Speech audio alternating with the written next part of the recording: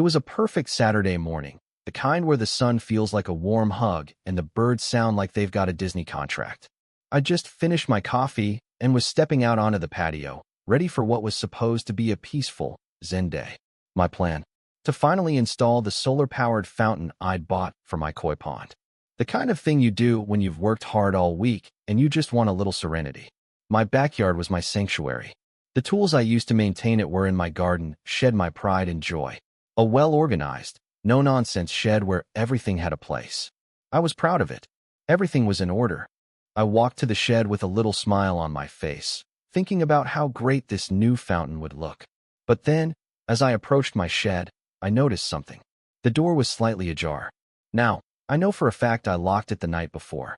I always did. A cold knot formed in my stomach. It wasn't likely someone had broken in, but it wasn't impossible either. I peered inside, and everything seemed in place at first glance except for one thing. My prized set of Japanese gardening shears, the ones my late uncle had given me as a gift, were gone. And my hedge trimmer also gone. My stomach sank even further. Then I heard it. The unmistakable sound of my hedge trimmer from the other side of the fence. And that's when I knew exactly who had done it. Beatrice Grumbles, or B, as she liked to be called, was the neighborhood's. Well, let's just say she wasn't the type of neighbor you'd invite over for a cup of tea. She was in her late 60s, had a perpetually sour expression, and dressed like she had raided a thrift store's bargain bin. Every time I had to interact with her, it felt like an endurance test. I always kept a polite smile, though, hoping she'd keep her distance. I could hear the whirring of my trimmer coming from her side of the fence. I took a deep breath, steeling myself for what I knew was about to be an uncomfortable confrontation. I walked over to the fence, and sure enough, there she was, using my hedge trimmer like it was hers. B, I called out, trying to keep my voice calm. Is that my trimmer you're using? She stopped, gasped theatrically, and then said, What's the matter, David? Can't you see I'm busy beautifying the neighborhood? That's my trimmer, B, I said, my voice rising a little. And I noticed my shed was open. Some of my tools are missing. What's going on? Are you accusing me? She demanded, a false innocence dripping from her voice. I just borrowed a few things.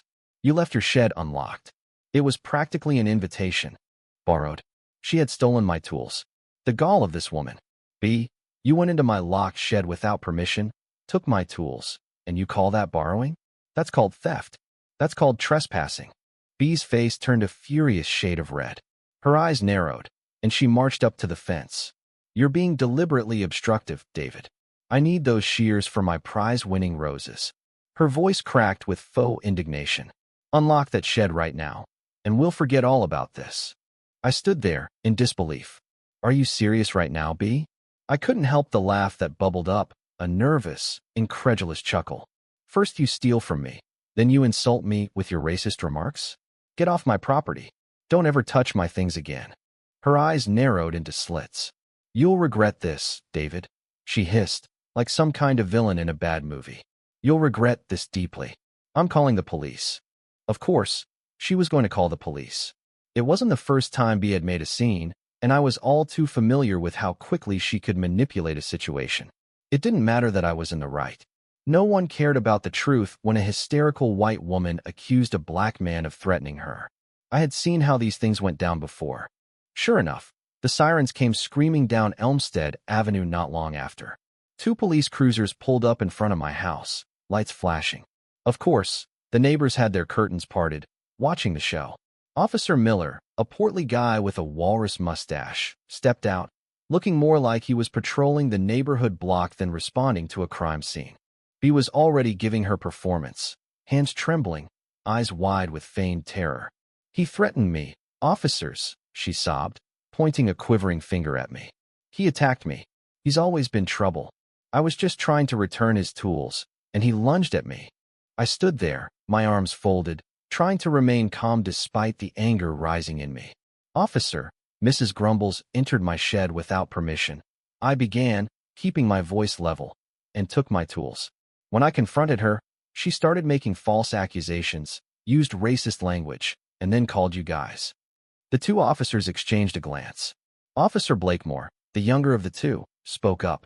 So, you're saying she broke into your locked shed? I didn't break anything, B hissed. He just locked it after I. Did you touch her? Officer Blakemore asked me, his tone skeptical. Not once, I replied. I never touched her. She's just making it all up. This is about my property, my tools. She doesn't have the right to just take them whenever she pleases. Miller nodded, a little reluctantly. Okay, we'll need to sort this out at the station. Sir, you'll need to come with us to make a formal statement. His tone was heavy, as if this was all part of a routine. Am I being arrested? I asked, the frustration creeping into my voice.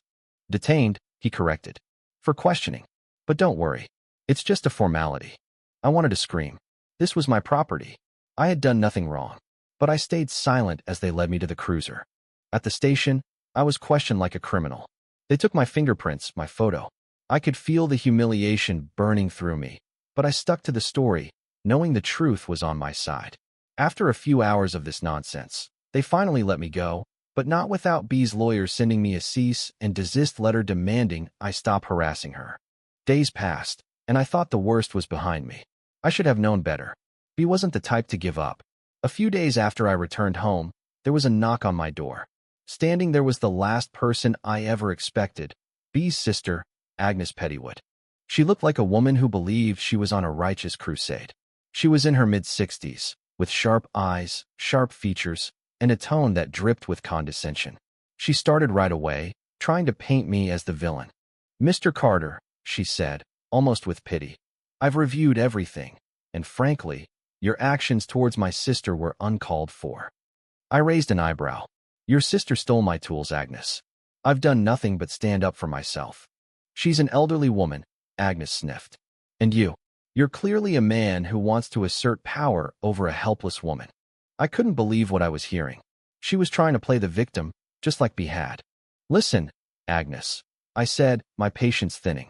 Your sister trespassed, stole from me, and called the police with false accusations.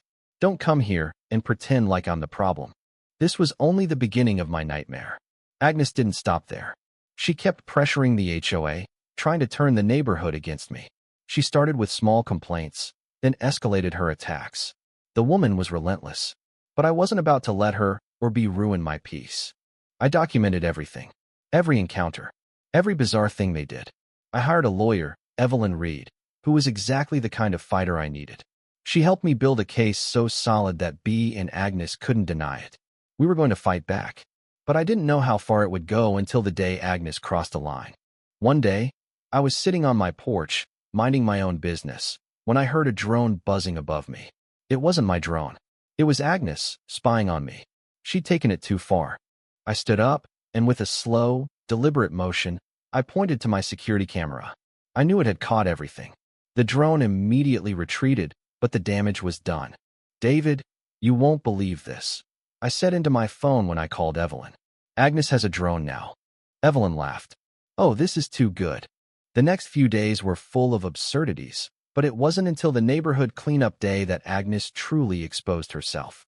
She hovered her drone too close, making a scene in front of the whole neighborhood. It crashed, of course, right in front of me. The whole neighborhood saw it happen. The humiliation was hers to own. In the end, after all the chaos, B and Agnes had no one left to turn to. They were forced to apologize publicly, complete community service, and take sensitivity courses. The neighborhood started to see them for what they really were. But it wasn't about revenge for me. It was about peace. I got my shed back, my tools, and my life. I didn't have to lift a finger. They did it all to themselves. Now, every time I walk into my backyard, I smile. My koi swim peacefully. My garden thrives. And the only drama is whether my tomatoes will ripen before the first frost. As for Agnes and B, well, they've faded into the background. But I'll always remember how they tried to take everything from me and how they failed. What do you think? Was I right to stand up for myself? Do you think people like B and Agnes will ever change? Drop your thoughts in the comments below. Don't forget to like and subscribe for more stories. I'll be back with another one soon. Stay tuned.